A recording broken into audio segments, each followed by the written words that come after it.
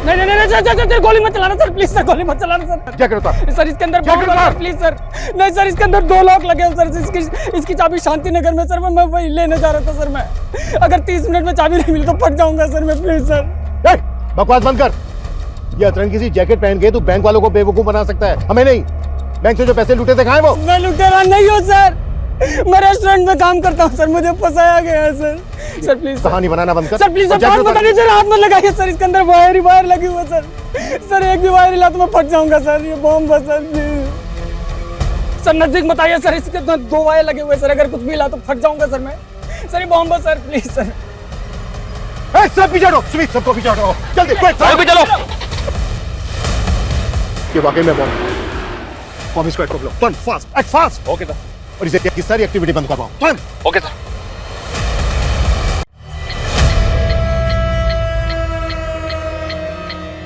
इस जैकेट में 2 ताले जो हमारी किस्मत खोलने वाले हैं। अब बस हमें एक ऐसे इंसान को ढूंढना होगा जो इस जैकेट में फिट हो सके। छोड़ो मुझे, हटो, छोड़ो।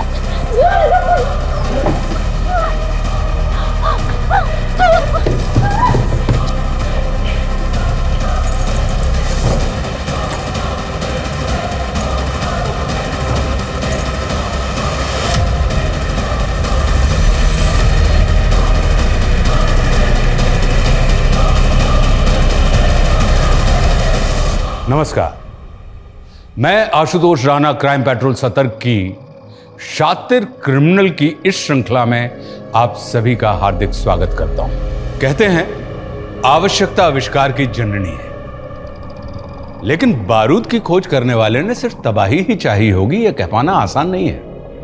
लेकिन जो तबाह करने की ठान लेते हैं वो फूलों को भी हथियार बना सकते हैं। यह केस शातिर अपराधियों द्वारा रची गई ऐसी खूनी दास्तान है जिसमें क्रिमिनल्स ने दिखा दिया कि परफेक्ट क्राइम क्या होता है। मानो अपराधियों ने पुलिस को अपने द्वारा बिछाए गए पांसों में इस तरह उलझा दिया कि उनकी जांच का कोई अस्तित्व ही नहीं रह गया, और सब कुछ ऐसे होता रहा जैसे गुनहगार इस गुनाह की पटकथा लिख रहे थे, जिसे उन्होंने जीवंत करके दिखा दिया था।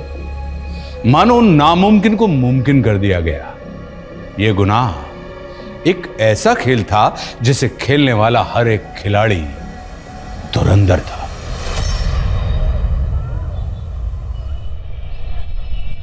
रवि कोफ्ता गर्म कर देना, मलाई वाला।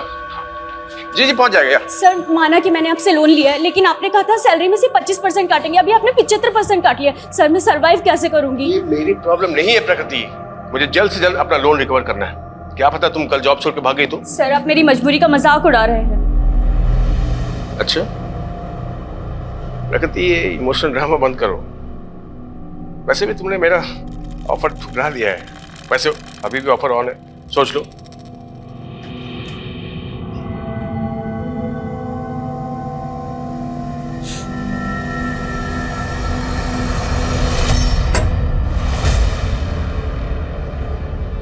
बड़ा खड़ूस है ना वो,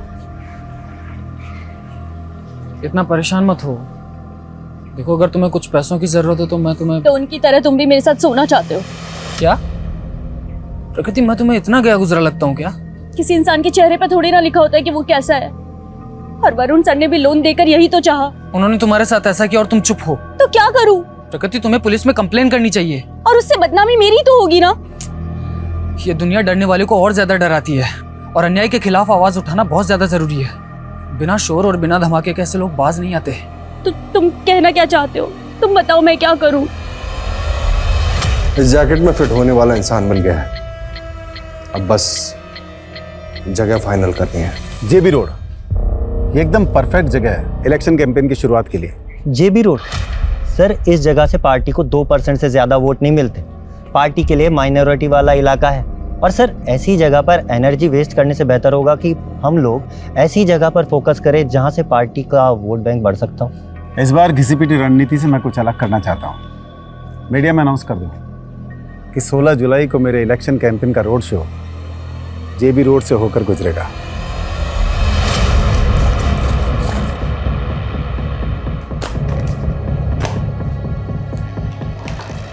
मैंने मेरा काम कर दिया है, अब मैं इंडिया में रुक के और रिस्क लेना नहीं चाहता। 16 जुलाई को 2 बजे मैं इंडिया छोड़ के निकल रहा हूँ।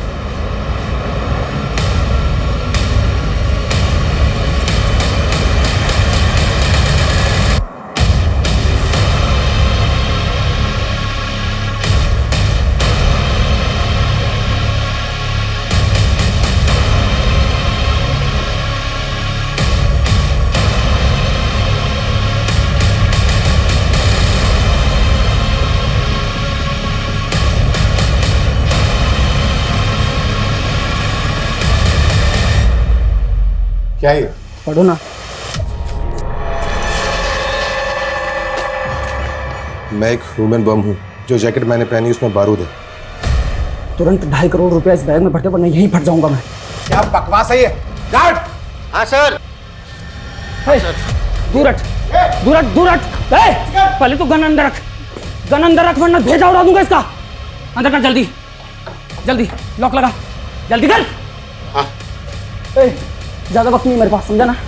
जल्दी से 2.5 करोड़ रुपए इस बैग में भर दे, वरना भेजा उड़ा दूंगा इसका। हमारे बैंक में सिर्फ 70-75। अरे जितने भी है सारे इस बैग में ढाल दे, समझी ना? बोल अपने कैशियर को, जल्दी कर। पीछे चलो, पीछे जल्दी ला, दूर हट। कोई आगे नहीं आएगा।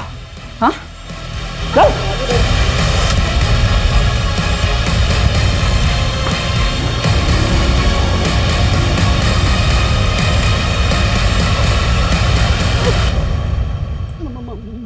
मोबाइल।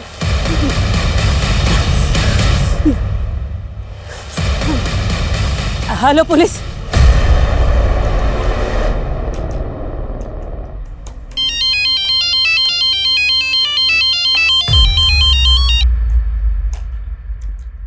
हाँ मनीष बोलो। सर, एक लड़के ने ह्यूमन बम बन के एलएनसी बैंक की जेबी रोड ब्रांच में लूट की है। ये इन्फॉर्मेशन जैसे पुलिस को मिली, हमारे डिपार्टमेंट को पास कर दी गई। व्हाट?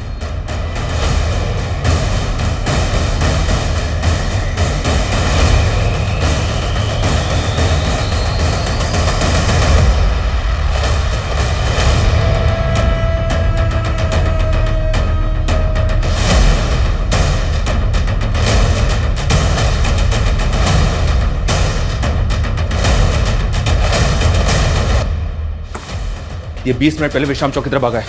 उस डायरेक्शन में जितनी भी पेट्रोलिंग टीम है, सभी को इस बाइक का अलर्ट भेजो fast. Okay sir, okay. Hello control room, hello control room. Sir,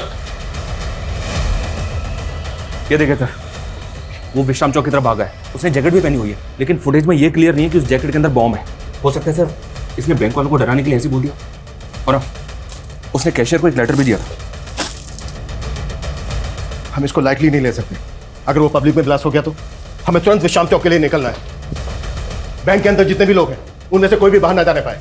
Manish, अब ये टीम को बुलाओ जो बैंक स्टाफ से पूछताछ करेगी। Okay sir.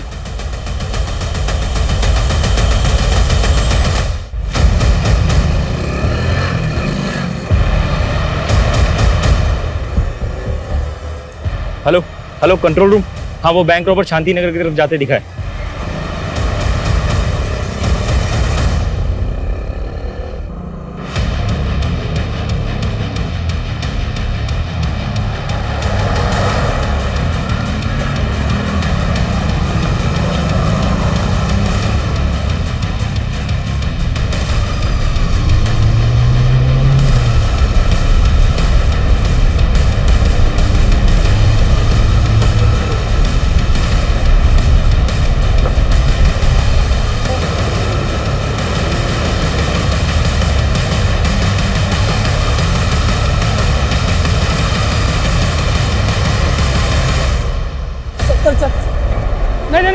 सर, गोली मत चलाना सर, प्लीज सर, गोली मत चलाना सर। क्या करता? सर इसके अंदर बम लगा है, प्लीज सर।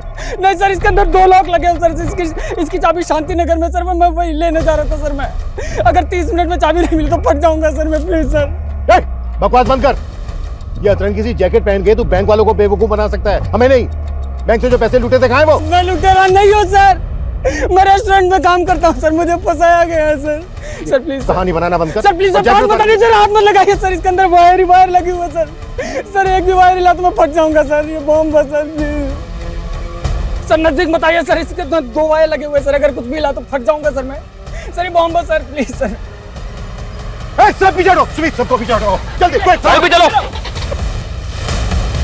ये वाकई में बॉम्ब स्क्वाड को block, turn fast, act fast. Okay sir. और इसे की सारी एक्टिविटी बंद करवाओ, टर्न। Okay sir.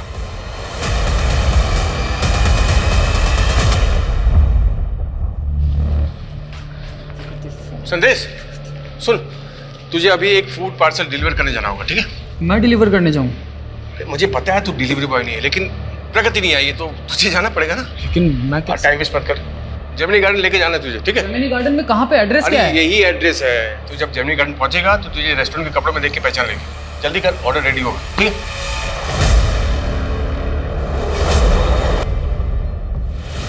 तू बोल रहा है कि तू बेकसूर है, तो फिर ये बैंक रॉबरी, ये जैकेट, ये सब क्या, कैसे पहुंचा यहाँ तक? सर मैं फूड पार्सल लेकर जैसे ही जेमिनी गार्डन के पास पहुंचा तो 2 लोगों ने मुझे पकड़ लिया सर, और बंदूक तान दी मेरे पे। ये जैकेट मुझे जबरदस्ती पहना दी सर, और मुझसे बोला गया कि मैं 1.5 करोड़ रुपए लेके आऊं बैंक से। ये गन भी उन्हीं लोगों ने दिया सर मुझे। नहीं चलिए, ये मेरी नहीं है सर, सर मेरी नहीं है सर। सर मैंने जो कुछ भी किया उन लोगों के कहने पे किया सर, मेरे पास कोई ऑप्शन नहीं था सर। तुझे क्या लग रहा है तेरी इस बकवासी कहानी पे भरोसा कर लेंगे हम? नहीं सर, मैं कोई कहानी नहीं बना रहा हूँ सर, मैं सच कह रहा हूँ सर। सर उन्होंने मुझे कहा था कि विश्राम चौक पे एक ट्रांसफर होगा, उसके बगल में एक क्रॉस का साइन लगा होगा सर, और उसके पीछे एक पत्थर रखा होगा, उस पर भी क्रॉस का साइन होगा, उसके नीचे इसकी चाबी है सर। लेकिन उन लोगों ने मुझे झूठ कहा था सर। मैंने वहाँ जाके देखा तो वहाँ पे कोई चाबी नहीं थी सर। ये चीजें चिट्ठी मिली थी सर यहाँ पे। नहीं सर, कुछ कहा नहीं सर इसमें।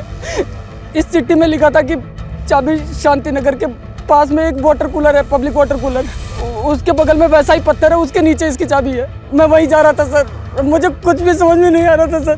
और जब मैं वापस पीछे मुड़ के देखा तो वो पैसों का बैग भी गायब था सर। वो लोग कैसे दिखते थे जिन्होंने तुझे ये जैकेट बनाई? उनके चेहरे ढके हुए थे सर। मुझे बस ये नोट मिला विश्राम चौक पर सर, मेरे पास सिर्फ 20 मिनट है सर, मुझे शांति नगर जाने दीजिए वरना ये बॉम्ब फट जाएगा सर, प्लीज सर।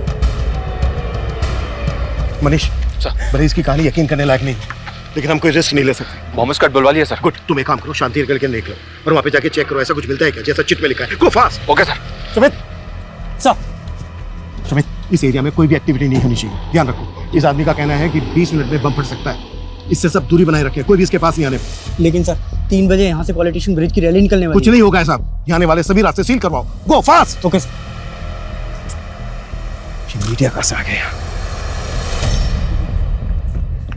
आप सभी देख सकते हैं हम उस जगह पर पहुंच गए हैं जहां वो आदमी है जिसे पुलिस ने चारों तरफ से घेर रखा है। ये वही आदमी है जो LNC बैंक से लूट के भाग गया था और अब ये पकड़ा गया है।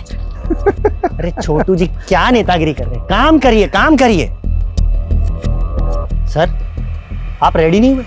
15 मिनट में आपको जेबी रोड वाली रैली के लिए निकलना है। कहाँ सोए हो जनक, न्यूज नहीं देखी क्या? जेबी रोड पर धमाका होने वाला है। धमाका? हाँ, पुलिस ने रैली कैंसिल कर दी। खैर इससे मुझे बहुत पब्लिसिटी मिलने वाली है। पब्लिसिटी? कैसी पब्लिसिटी सर? अब न्यूज बनेगी, राजनेता ब्रिज की रैली में खलल डालने की विरोधियों ने की साजिश। इससे मुझे बहुत माइलेज मिलेगा। क्या ये ह्यूमन बॉम्ब वाकई पॉलिटिशियन ब्रिज की रैली को भंग करने के लिए प्लान किया गया था? आखिर इन्वेस्टिगेटिव टीम कर क्या रही है और बॉम्ब स्क्वाड अभी तक यहाँ पहुंचा क्यों नहीं? हमें हमारे सारे सवालों के जवाब का इंतजार है। सर मीडिया की वजह से यहाँ आने वाले एरिया पे ट्रैफिक लग गया सर, बॉम्ब स्क्वाड टीम वहीं फंस गई है।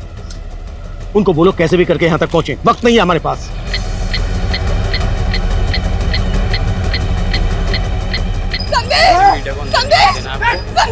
अरे रुकिए, आप अंदर नहीं जा सकते, अंदर खतरा है, आप अंदर नहीं जा सकते। आप जानते हैं आपका भाई ह्यूमन बॉम्ब बता रहे हैं। क्या मेरी फ्लाइट कैंसिल हो गई? अगर आज मैं इंडिया से नहीं निकला तो बड़ी मुसीबत हो जाएगी।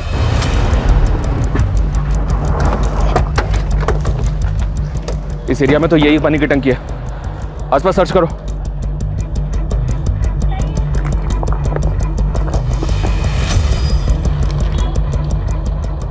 चाबी संत नगर के पब्लिक टॉयलेट के पास वैसे पत्थर के नीचे रखी।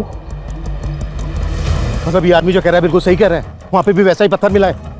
लेकिन सर उस पत्थर के नीचे चाबी तो नहीं मिली, पर एक नोट मिला है जिस पे लिखा है कि चाबी संतनगर के पब्लिक टॉयलेट के पास एक पत्थर के नीचे रखी है। मैं संतनगर जा रहा हूँ सर, ऑन द वे हूँ। ये ताले चाबी का क्या गेम खेल रहे हैं क्रिमिनल्स? अब बम को डिफ्यूज करने के लिए बम स्क्वाड भी नहीं पहुंची अभी तक। सर इस लड़की के बहन और जीजा हैं। मैं फोन करता हूँ मनीष।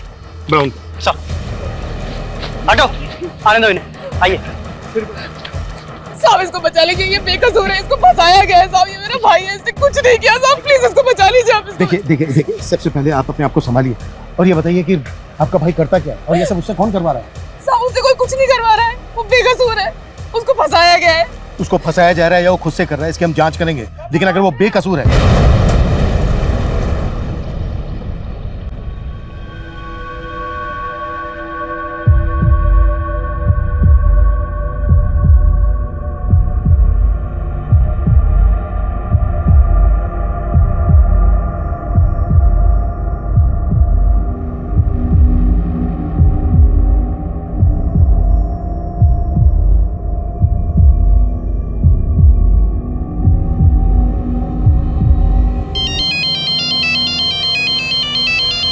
हाँ मनीष बोलो।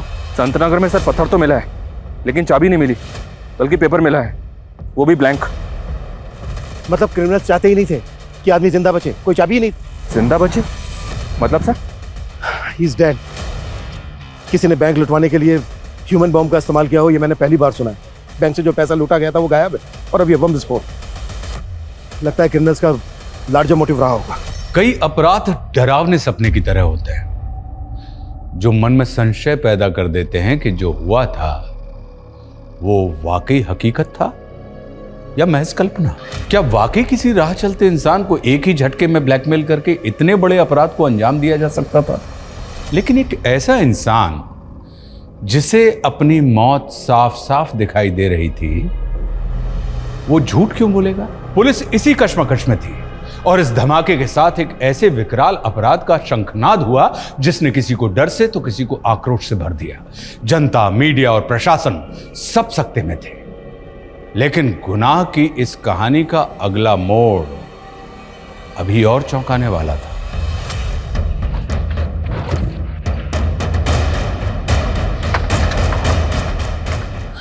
सर हमारी कौन सा संभाल लेगी? लॉक खोलिए सर। चलिए चलिए हम चलिए। लोग शरीफ लोग हैं सर, आइए आइए। हम लोग कुछ नहीं किया सर, और संदेश ने तो कभी गलत काम किया ही नहीं सर। आप मेरी बात मानिए सर। लॉक खोलिए। मैं लॉक खोलता हूँ सर, लेकिन हमने कभी गलत काम नहीं किया सर।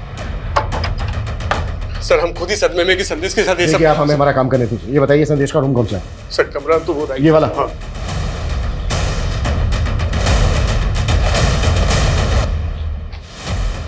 सुमित रूम को अच्छे से स्कैन करो, कुछ भी छूटना नहीं चाहिए।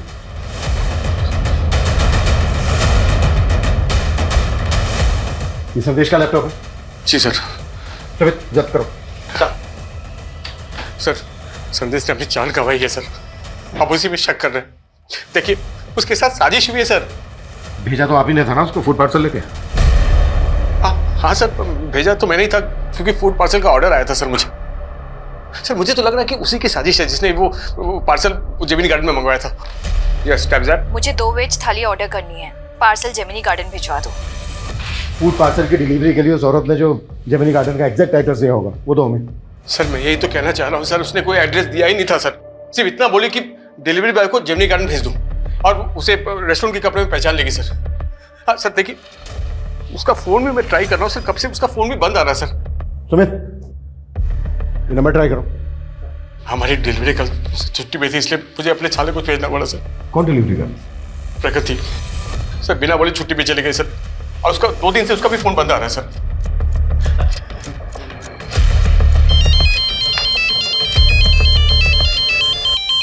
हाँ मनीष बोलो। सर जेमिनी गार्डन या जेमिनी गार्डन के आसपास कहीं कोई सीसीटीवी नहीं है, ऐसा कोई विटनेस भी नहीं मिला है जिसने संदेश को यहाँ पे देखा हो। पर उसने बताया था कि 2 आदमियों ने उसे यहीं पे वो जैकेट बॉम्ब पहनाया और बैंक रॉबरी के लिए भेज दिया। संदेश 2 आदमियों की बात कर रहा था और यहाँ संदेश का जीजा बोल रहा है कि वो फूड पार्सल एक औरत ने मंगवाया था जेमिनी गार्डन। कौन औरत सर? ये वो नहीं जानता, लेकिन कह रहा है कि उसके रेस्टोरेंट की जो डिलीवरी गर्ल है वो 2 दिन से गायब है। मेरे पापा कहते थे लाइफ में सक्सेस की 2 चाबियां होती है, डेडिकेशन और पॉजिटिव थिंकिंग। मैं डिलीवरी गर्ल का काम करती हूँ, लेकिन मैं यही सोचती हूँ और मैं पढ़ना नहीं छोड़ूंगी। बस एक बार मैंने MBA कर लिया, उसके बाद मुझे सक्सेसफुल होने से कोई नहीं रोक सकता। लेकिन मेरी माँ। अरे ये तुम कहाँ ले रहे हो? हम कहाँ जा रहे हैं?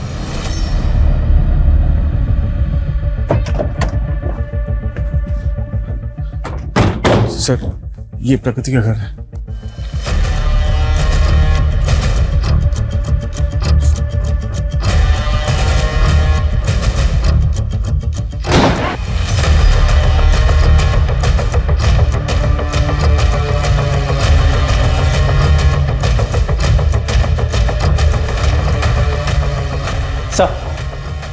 सर घर पे कुछ भी सस्पिशियस नहीं मिला। हर जगह अच्छे से चेक किया। आयुष, हाँ मनीष बोलो। सर, जिस नंबर से फूड पार्सल ऑर्डर किया गया था वो नंबर तो फेक आईडी पे लिया गया है। हो सकता है सर ये पहले से प्लानिंग हो कि जब संदेश वो फूड पार्सल लेके जेमिनी गार्डन जाएगा तो उसके शरीर पे बॉम्ब बांध के उसे बैंक लौटवा लिया जाएगा। संदेश रेस्टोरेंट में मैनेजर था, जाहिर सी बात है डिलीवरी कर प्रकृति वहाँ पर होती तो फूड पार्सल जेमिनी गार्डन लेकर वही गई होती, लेकिन प्रकृति 2 दिन से गायब है। सर ये भी तो हो सकता है कि प्रकृति भी इस प्लानिंग में शामिल हो और फोन भी उसी ने किया हो। प्रकृति वरुण के रेस्टोरेंट में काम करती थी, जाहिर सी बात है उन पर बहुत बार बात हुई होगी वरुण के साथ। वरुण का कहना है कि वो प्रकृति की आवाज़ नहीं थी, किसी और की थी, वो कोई और ही औरत। ठीक है, कोई और अपडेट हो तो मुझे फ़ोन करना। Okay sir. सर, ये प्रकृति की माँ है, 1.5 महीने पहले गुजर गई थी, इन्हें कैंसर था। सर, इन्हीं के इलाज के लिए प्रकृति ने मुझसे 3 लाख का लोन लिया था। 2 दिन से तो मैं ही सोच रहा था कि शायद वो लोन चुका नहीं पा रही थी, इसलिए जॉब छोड़कर चली गई होगी। सुमित, पता करो प्रकृति कहाँ हो सकती है। हमें जल्द से जल्द क्रिमिनल्स तक पहुंचना है। ये क्रिमिनल संदेश, प्रकृति, वरुण के रेस्टोरेंट से जुड़े लोग भी हो सकते हैं। सबको इन्वेस्टिगेट करो, बैंक के स्टाफ को भी। हो सकता है बैंक का स्टाफ भी इन लोगों से मिला हुआ हो। सब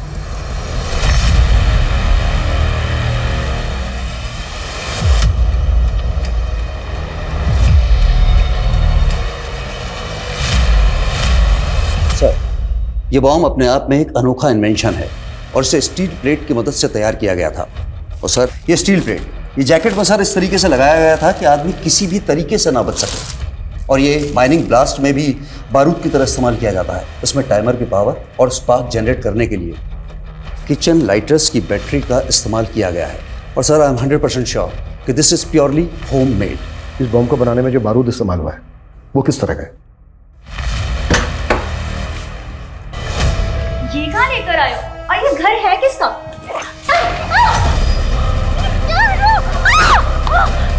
छोड़ो, छोड़ो मुझे।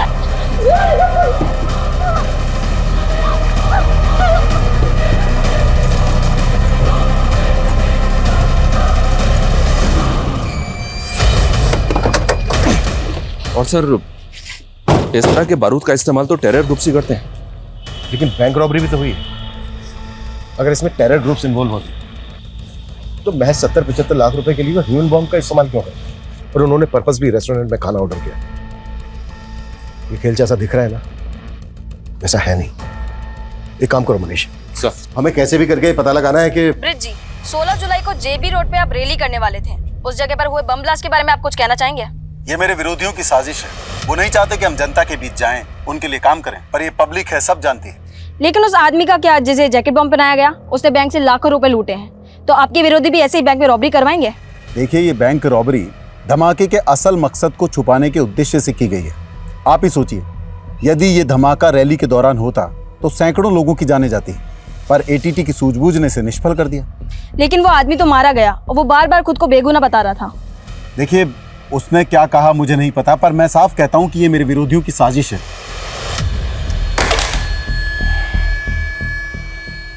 अगर हम उस लड़के को बचा लेते तो ये केस इतना विकराल रूप लेता ही नहीं। लेकिन एक बात है सर, इस बॉम्ब ब्लास्ट की वजह से इस नेता को काफी मीडिया अटेंशन मिल रही है। और गौर करने वाली बात यह है कि ये रैली उसी इलाके से निकलने वाली थी जहां पर ब्लास्ट हुआ, और पहले भी इस नेता पर कई इलाकों में दंगे भड़काने के आरोप लगते रहे।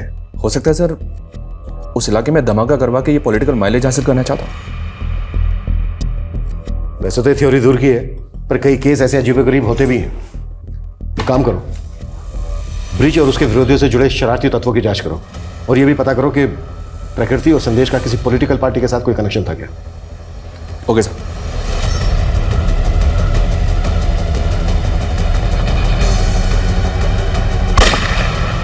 सर, संदेश के लैपटॉप में कुछ सस्पिशियस नहीं मिला।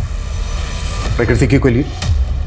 सर प्रकृति का फ़ोन 14 जुलाई को हबीबगंज में ही बंद हुआ था। सर हम लोग वहाँ पे इंक्वायरी कर रहे हैं। प्रकृति और संदेश के सीडीआर में कुछ सस्पिशियस मिला? सर प्रकृति के ज़्यादातर कॉल संदेश को ही होते थे। सर ऐसा लग रहा है जैसे दोनों में अफेयर होगा। और सर ब्लास्ट से 3 घंटे पहले संदेश को लास्ट कॉल एक आयशा खान नाम की लड़की का आया था। सर ये आयशा खान, सर इसकी हिस्ट्री भी काफ़ी चौंकाने वाली है। कुछ टाइम पहले तक ये एक एस्कॉर्ट हुआ करती थी।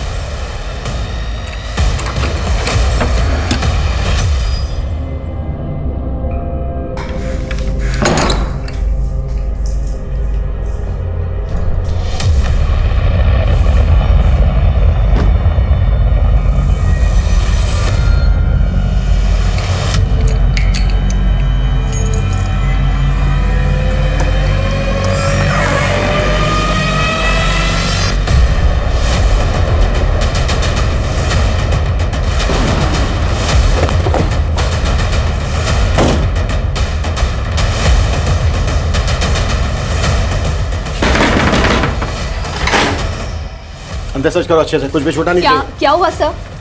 संदेश को तो जानती होंगी। हाँ सर, वो मेरा दोस्त था। कैसा दोस्त? तुम एक एस्कॉर्ट थी और सर वो मेरा पास था। अब मैं बहुत नॉर्मल लाइफ जी रही हूँ। संदेश से मेरी दोस्ती 1 साल पहले हुई थी, लेकिन वो ज्यादा लंबी नहीं चल पाई। तुमने मुझसे इतना बड़ा सच छिपाया आयशा। तुम एक एस्कॉर्ट थी और संदेश मैं बताना चाहती थी, पर मैं कभी हिम्मत नहीं कर। बस आयशा, अभी सफाई देने की कोई जरूरत नहीं, क्योंकि अब तुम मेरे लिए कोई मायने ही नहीं रखती। मैंने सोचा था संदेश को मनाकर वापस अपनी जिंदगी में ले आऊंगी, इसीलिए उसको कॉल किया करती थी। देखिए संदेश की बहन और जीजा तो जानते तक नहीं है तुम। सर जब मैं उससे मिली थी वो अपने अंकल के पास रहता था। कौन अंकल? खेमू अंकल।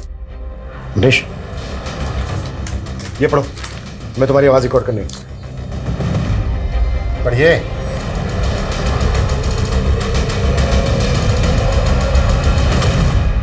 मैं तो 15 दिन से इंदौर में ही था सर।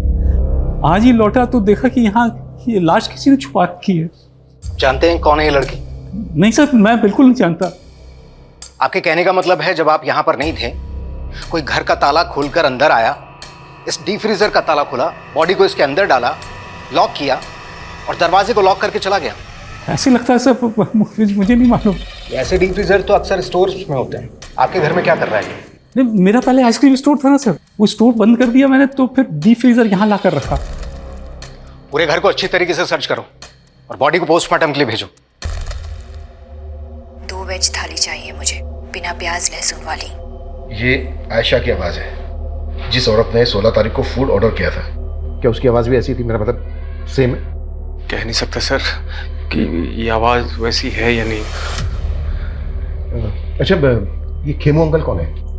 खेमू अंकल? संदेश जब होटल मैनेजमेंट कर रहा था तो वो खेमू अंकल के यहीं पीजी रहता था। ठीक है, आप एड्रेस दीजिए।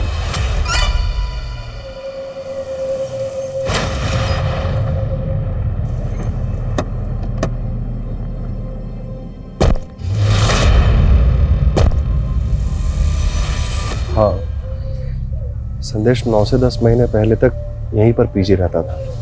यहीं पास ही के एक इंस्टीट्यूट से होटल मैनेजमेंट का कोर्स कर रहा था। सर मुझे तो खुद जानकर इतना धक्का लगा कि उसके साथ इतना बुरा हुआ है। हम आपसे ये जानना चाहते हैं, जिस दौरान संदेश आपके यहाँ रह रहा था, उसका किन किन लोगों से मिलना जुलना होता था? कौन कौन लोग आते थे उससे मिलने? आयशा के अलावा यहाँ पर उससे मिलने के लिए और कोई नहीं आता था। Thank you. मनीष, संदेश यहाँ जिस इंस्टीट्यूट में पढ़ता था वहां पर पता करो। और हाँ सुमित बोलो। सर हबीबगंज के एक घर में प्रकृति की लाश मिली है। What? सर पोस्टमार्टम रिपोर्ट के हिसाब से खून जमने से इसे दिल का दौरा पड़ा और उस वजह से इसकी डेथ हो गई। शायद इसको जिंदा ही डीप फ्रीजर में डाल दिया गया था।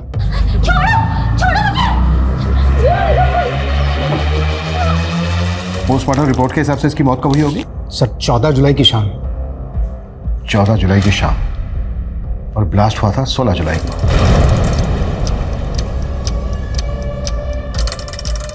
मतलब ब्लास्ट होने से 2 दिन पहले इस लड़के का मर्डर हो गया। सर मैं तो 15 दिन से इंदौर में ही था सर। मैंने तो वो होटल बुकिंग और एयर टिकट सब डॉक्यूमेंट्स दिखाए।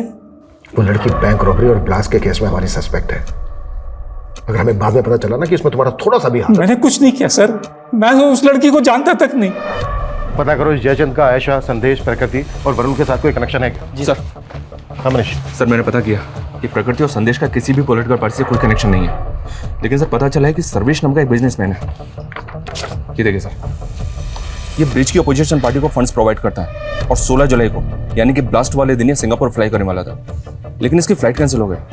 और इस सर्वेश का स्टील प्लेट्स और किचन लाइटर मैन्युफैक्चरिंग करने का बिजनेस है। स्टील प्लेट्स और किचन लाइटर्स, ऐसा ही सामान बॉम्ब बनाने में भी इस्तेमाल हुआ था। सर आप ऐसे ही कुछ भी बोल रहे हैं। माना कि मेरा स्टील का बिजनेस है तो क्या बम बनवा दूंगा मैं? सब चेक किया हमने। 1 महीने पहले तुम्हारी कंपनी के करंट अकाउंट से 50 लाख रुपए निकाले गए। ये सारा का सारा पैसा बम ब्लास्ट के फंडिंग के लिए इस्तेमाल किया था। सबूत है आपके पास कि मैंने ऐसा किया है? वो 50 लाख रुपए मैंने ब्रिज की पार्टी को चंदे में दिए थे।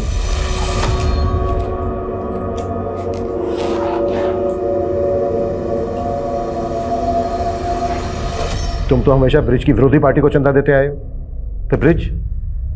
सर इस बार मैंने पार्टी बदल ली थी और मैं ब्रिज को फंड करके उसे जितवाना चाहता था, और इससे विरोधी पार्टी वाले चिढ़ गए।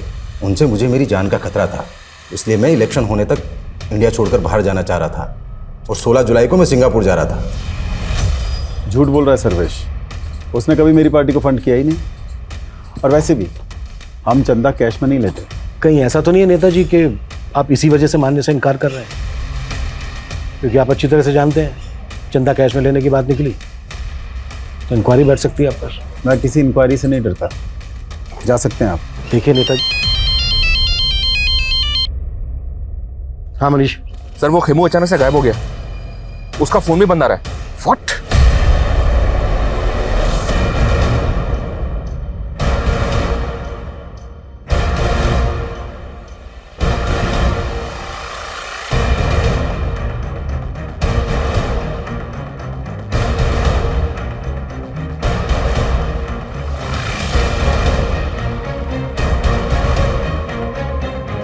सर ये खेमू तो बहुत पहुंची चीज निकला। 4 साल पहले अटेम्प्ट टू रेप की सजा काट चुका है। मतलब खेमू हिस्ट्री शीटर है? ये 11 साल पहले जोसेफ नाम के एक आदमी के गैरेज में काम करता था, वहीं सर्वेंट क्वार्टर में रहता था। इस पर जोसेफ की बेटी के साथ जबरदस्ती करने का आरोप था। ये जोसेफ है सर, और ये इसकी बेटी जेनिफर। गैरेज में काम करता था, सर्वेंट क्वार्टर में रहता था, और जेल से बाहर आने के बाद गौतम नगर की कोठी में रह रहा था। या सर, लेकिन ये कोठी निर्मला नाम की एक औरत के नाम पे थी। ये निर्मला सर। हालांकि इसने जेल से बाहर आने के बाद निर्मला से शादी की थी, लेकिन अभी निर्मला भी गायब है। उस रेस्टोरेंट में खाने का ऑर्डर एक औरत ने दिया था। मुझे 2 वेज थाली ऑर्डर करनी है, पार्सल जेमिनी गार्डन भिजवा दो। कहीं ऐसा तो नहीं है कि वो खाने का ऑर्डर निर्मला ने दिया था? हो सकता है सर, मैं निर्मला और खेमू दोनों का पता लगवा रहा हूँ। और मुझे लगता है हमें जोसेफ और उसकी बेटी जेनिफर से भी मिलना चाहिए। हो सकता है इन दोनों के पास खेमू से जुड़ी कोई इंफॉर्मेशन।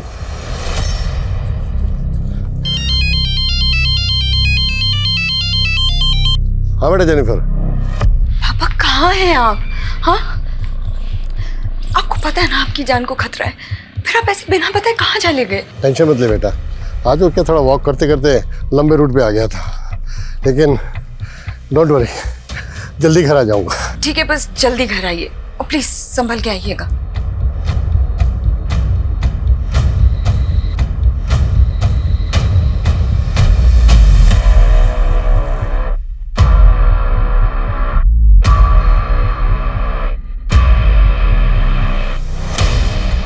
एक्सक्यूज मी, ये एड्रेस पता है आपको कहाँ पर है? मैं यहाँ का नहीं हूँ, अब किसी और से पूछो। हाँ, मैं अपने डार्क पास्ट के बारे में बात नहीं करना चाहती। Jennifer, what happened? Mister Joseph. या? देखिए, हम आपके पुराने एम्प्लॉय खेमू को तलाश कर रहे हैं। हमें डाउट है कि जेबी रोड पर जो बैंक रॉबरी हुई थी, ब्लास्ट हुआ था, उसमें वो इन्वॉल्व है। हमें पता चला कि वो पहले आपके यहाँ सर्वेंट क्वार्टर में रहता था। हम बस आपसे ये जानना चाहते हैं कि आप उससे कैसे मिले, मतलब कैसे जानते हैं आप उसको? सर वो हमेशा कहता था मैं यूपी से हूँ, लेकिन मुझे ऐसा नहीं लगता था। मुझे लगता वो नेपाली। वो अनाथ था सर। जब वो 14 ईयर्स का था तब मैंने उसको काम पे दिया। मैंने उसको अपने सन की जैसे पाला, लेकिन मुझे क्या पता था वो मेरी डॉटर के साथ ही। मिस्टर जोसेफ, फिलहाल वो एक कोठी में रह रहा था जो गौतम नगर में है, और वो कोठी एक निर्मला नाम की औरत के नाम पर है। ये है वो निर्मला। आप लोग जानते हैं इसको? मैं ऐसी किसी औरत को नहीं जानता। धमाके में मारा गया संदेश और जयचंद के घर मिली प्रकृति की लाश, इन दोनों विक्टिम के वर्तमान और अतीत का पता करने के अलावा पुलिस रेस्टोरेंट के मालिक वरुण, संदेश की दोस्त आयशा, राजनेता ब्रिज, बिजनेसमैन सर्वेश और जयचंद के बाद अब खेमचंद उर्फ खेमू का इतिहास जानने के लिए इतनी इच्छुक क्यों थी? क्या खेमू के गायब होने की कहानी इस केस को लीड दे सकती थी, या पुलिस इस दिशा में जाकर वक्त जाया कर रही थी? बहुत तलाश करने के बाद भी खेमू का कोई लीड नहीं था और इस क्राइम से जुड़े हुए हर स्थान का डंप डाटा निकालने के बाद भी पुलिस गुनाह के असल मकसद से भी बेखबर थी और असली गुनहगार से भी। लेकिन गुनहगार चुप नहीं बैठा था, वो एक और चौंकाने वाली योजना को अंजाम पहुंचाने वाला था। सर, इन चिट्स की हैंडराइटिंग हमारे किसी भी सस्पेक्ट से मैच नहीं होती। और सर, ये निर्मला और खेमू, ये दोनों भी कहाँ हैं पता ही नहीं चल रहा। सर क्या तो? हाँ मनीष। सर, हबीबगंज थाने में एक अज्ञात औरत ने पीसीओ से फोन करके टिप दी है कि कल एक और ब्लास्ट होगा। उसने ये नहीं बताया कि ब्लास्ट कहाँ पे होगा और उसका नाम क्या है, और पीसीओ से उस औरत के बारे में कुछ पता नहीं चल रहा। कल 30 जुलाई है और कल जंगपुरा में ब्रिज की रैली भी है। कहीं ऐसा तो नहीं है कि पिछली बार की तरह इस बार भी? लेकिन सर, पिछली बार एक औरत ने रेस्टोरेंट में फोन पे फूड ऑर्डर करके कांड किया था। इस बार ये औरत कौन है जिसने पुलिस को अलर्ट करने के लिए फोन किया? अगर हमने अलर्ट जारी किया तो क्रिमिनल अलर्ट हो जाएगा। उस फोन कॉल की रिकॉर्डिंग मंगवाओ। Yes sir. लेकिन सर, हमें अलर्ट तो करना चाहिए और इस रैली को भी कैंसिल करना होगा। अगर हम क्रिमिनल्स को रंगे हाथों पकड़ने का रिस्क लेंगे तो डेंजरस हो सकता है।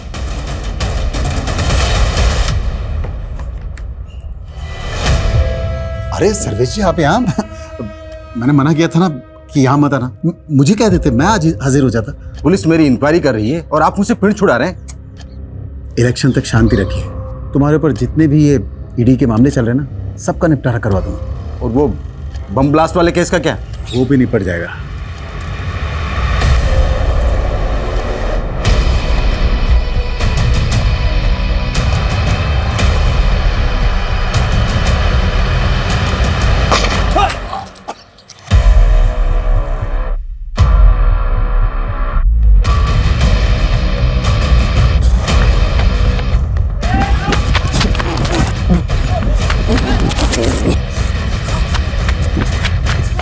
सर, चारों तरफ अलर्ट तो है, लेकिन फिलहाल कोई अपडेट नहीं मिला।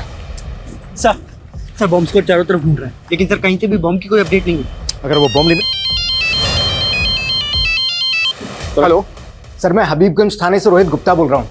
हमें जयचंद के एक और नंबर के बारे में पता चला है जो उसने 6 महीने पहले बंद करवा दिया था। और सर, उस नंबर के CDR में हमें एक फेक नंबर भी मिला है। रोहित, वो नंबर मुझे सेंड करो क्विक। मनीष, ये एक नंबर आया, इसकी सारी डिटेल्स निकालो। ये जयचंद का दूसरा नंबर है। Okay sir. वो आइसक्रीम स्टोर बंद किया था ना सर, तो ये नंबर भी बंद कर दिया था मैंने। इससे पहले कि मैं तेरी उम्र का लिहाज करना बंद कर दूं, सीधे सीधे बोल, इस फेक आईडी के नंबर से कौन कॉल करता था तुझे? ये नंबर तो उस चालू औरत का सर, वो जो मुझे लाखों का चूना लगा गई थी सर। वो लाखों का चूना लगाया तुझे? लाखों का चूना लगाया तो फिर तूने पुलिस कंप्लेंट क्यों नहीं की थी? मुझे ब्लैकमेल कर रही थी। मेरी कुछ चैट्स थी उसके पास, वीडियोस थी, पिक्स थी। मुझे इज्जत का डर था। इज्जत तो हम निकालेंगे तेरी। सीधे सीधे बोल, वो नंबर किसका था, कौन इस्तेमाल कर रहा था? वो शनाया नाम की औरत थी सर। उसका फोटोग्राफ तो होगा तेरे पास? नहीं है सर, मेरे पास कहाँ? तेरे साथ फोटो वीडियो थे उसके पास। तो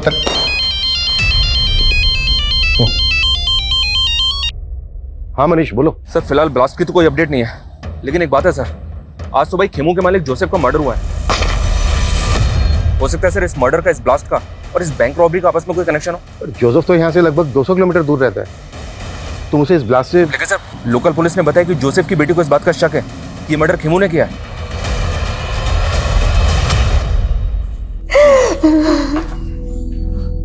जेनिफर, एक प्रॉब्लम हो गई। सर, जोसेफ का जहाँ पे मर्डर हुआ वहां से लोकल पुलिस को ये अजीब सा वेपन मिला है। मर्डर इसी से हुआ है। ये कैन पिस्टल तो जैकेट बॉम्ब से भी अनोखी है, और अगर खेमू ने मर्डर किया है तो उसके पास ऐसा वेपन आया कहाँ से? और क्रिमिनल क्राइम सीन पर वेपन छोड़ के क्यों भागा? वो भी ऐसा वेपन? सर जैचन ने ये स्केच बनवाया है। वो इस लड़की का नाम शनाया बता रहा है, लेकिन सर ये तो जेनिफर है।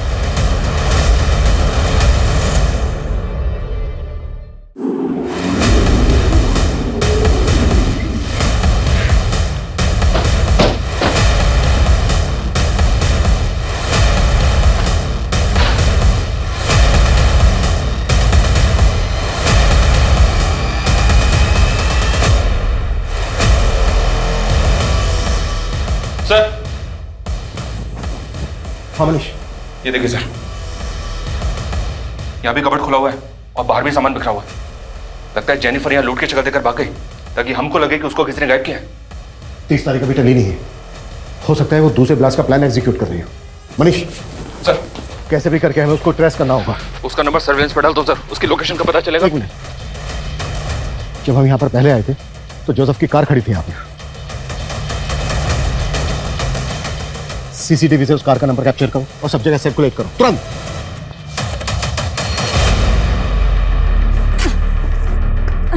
जल्दी कर, जल्दी कर।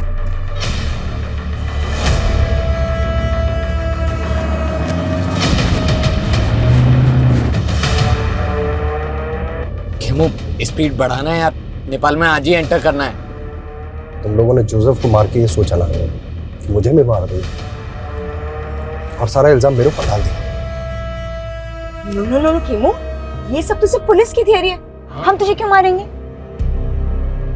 वैसे तो तू भरोसे करने के लायक नहीं है। 11 साल पहले तूने मुझे प्यार करके धोखा ही दिया था, याद है ना तुझे?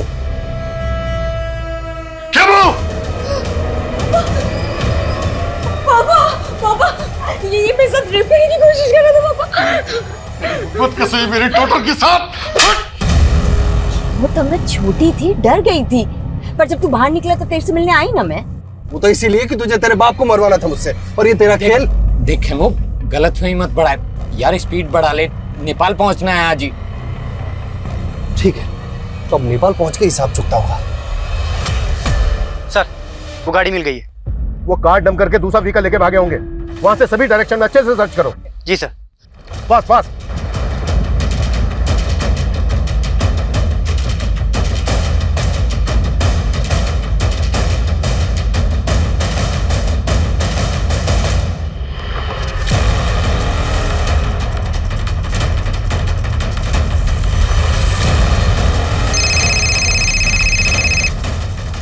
हेलो सर, जेनिफर और खेमू एक कार में जाते हुए कैप्चर हुए हैं। सर, गाड़ी का नंबर है MPXX 8977। सर, वो बाईपास रोड की तरफ गई है। Fast fast.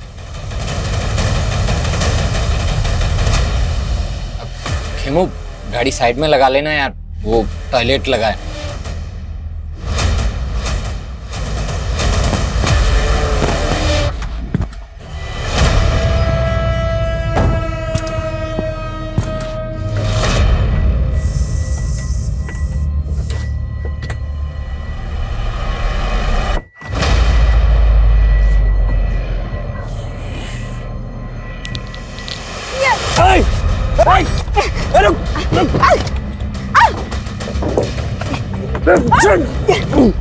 चाबी दे।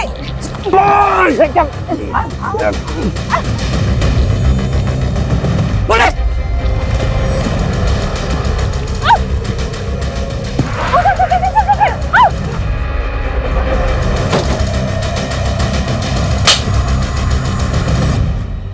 चलो को गाड़ी में।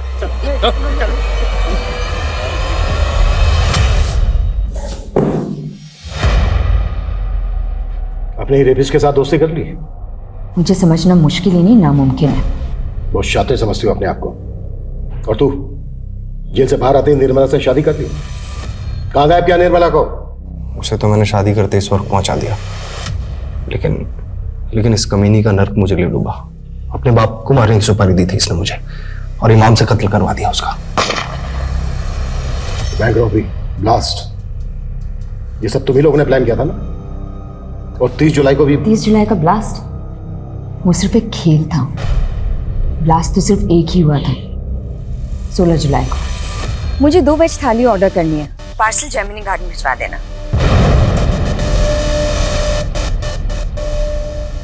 वैसे पहले ही प्लान नहीं था, लेकिन जब मैंने खेमू को अपने बाप को मारने की सुपारी दी तो कहानी बदल गई। माना मैं तुझसे दोस्ती नहीं निभा पाई, लेकिन तू मेरे बाप से दुश्मनी निभा। मार दे उसे और बदले में 5 लाख ले ले। 5 नहीं 25 लाख लगेंगे, सोच ले। साली ने इतना बड़ा मुंह फाड़ा कि बैंक रॉबरी का प्लान इसे बताना पड़ा। करोड़ों के लालच में हाथ मिला लिया था इसने हमसे। फिर इमाम ने बारूद का इंतजाम किया और खेमू के जीनियस दिमाग से हमने एक जैकेट बॉम्ब तैयार किया। इस जैकेट में फिट होने वाला इंसान मिल गया है, अब बस जगह फाइनल करनी है। संदेश का सपना था कि वो अपना खुद का एक कैफे खोले, बस हमने उसे थोड़ा सा लालच दिया और वो हमारे साथ शामिल हो गया। व्हाट? संदेश भी तुम लोगों के साथ मिला हुआ था? मैं तैयार हूँ, लेकिन वो जैकेट पहन के मैं नहीं जाऊंगा बैंक में, मेरी दोस्त जाएगी। मैं उसको अपने हिस्से में से पैसे दे दूंगा। उस लड़की को अपनी माँ के इलाज के लिए पैसे चाहिए थे, लेकिन काम होने से पहले उसकी माँ गुजर गई और फिर वो प्लान से बैकआउट करने लग गई। तो इसीलिए ये कहाँ लेकर आए हो और ये घर किसका है? ये क्या कर रहे हो?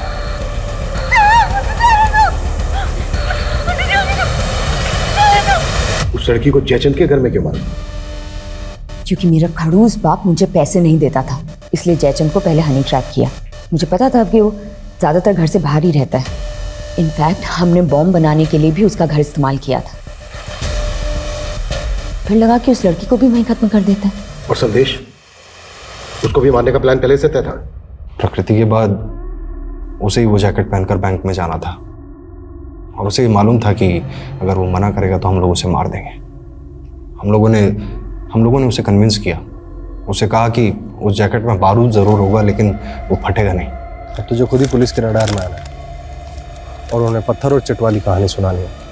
3 अलग अलग लोकेशन पर अलग अलग पत्थर और अलग अलग चिट मिलेंगे, जिससे उन्हें यकीन हो जाएगा कि तुझे फंसाएगा। पक्का ना? और तुम लोगों ने उसको डिच किया, लेकिन 16 जुलाई को ब्लास्ट के लिए वही जगह क्यों चुनी जहां से नेता ब्रिज की रैली निकलने वाली थी? ताकि आपको ये सब पॉलिटिकल लगे, लेकिन जैसे ही आप खेमू तक पहुंचे हमें लगा कि ये सब रिस्की हो सकता है। इसीलिए पीसीओ से आपको फ़ोन किया और आपके दिमाग में कीड़ा डाला ताकि लगे कि ये सब पॉलिटिकल है, और फिर अपने बाप को मार के खेमू को मार के गायब करने का प्लान था। तो मुझे कहीं भागना नहीं पड़ता। सोचा था अपने बाप की प्रॉपर्टी पे जिंदगी भर ऐश करूंगी, लेकिन इस इमाम ने मेरा पूरा प्लान बर्बाद कर दिया।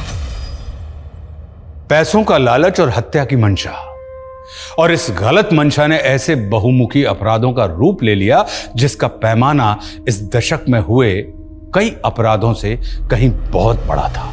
लेकिन इस गुनाह ने तब दस्तक दी थी जब जोसेफ को मारने का पहला प्रयास निष्फल हुआ था। इस अपराध ने तब भी दस्तक दी थी जब जयचंद शनाया उर्फ जेनिफर के छलावे का शिकार हुआ था। लेकिन ना जयचंद ने पुलिस कंप्लेन की और ना ही जोसेफ अपनी ही बेटी की खुराफाती सोच को समझ पाया। दस्तक वो भी थी जब रेस्टोरेंट के मालिक वरुण को की गई एक अज्ञात कॉल से इस गुनाह को अगले पायदान तक पहुंचाया गया। लेकिन हर मोड़ पर यह दस्तक नजरअंदाज होती रही और वो अपराध जिसे शायद समय रहते रोका जा सकता था, वो एक बड़ी तबाही का कारण बन गया। जेनिफर, खेमू और इमाम भले ही इस गुनाह के सबसे बड़े चेहरे हैं, लेकिन संदेश और प्रकृति शायद उस लालच से पीड़ित हैं जो लालच अक्सर इंसान का विवेक हर लेता है। संत कबीरदास जी ने कहा है कि माखी गुड़ में गड़ी रहे, पंख रही लपटाए, और तारी पीटे सिर धुने, लालच बुरी बला है। लालच एक बला है। ये उस अमरबेल की तरह है जो एक हरे भरे पेड़ को जकड़ ले तो उसे जल्दी ही सुखा देती है, फिर पछताने का मौका भी नहीं मिलता हमें। माना हम सब अपनी जिंदगी में एक बड़ा मकाम हासिल करना चाहते हैं, लेकिन सपनों को संघर्ष की खाद ना मिले तो वे बौने रह जाते हैं। शॉर्टकट से प्राप्त कामयाबी अपराधों के मझधार में भटक जाती है। इसलिए संघर्ष से कभी ना डरें। और इसी सुझाव के साथ मैं आशुतोष राणा आपसे विदा लेता हूं। हम फिर मिलेंगे एक नई कहानी के साथ जो आपको रखेगी सतर्क और जिंदगी को सुरक्षित। तब तक अपना और अपनों का ख्याल रखिए और देखते रहिए क्राइम पेट्रोल सतर्क। जय हिंद।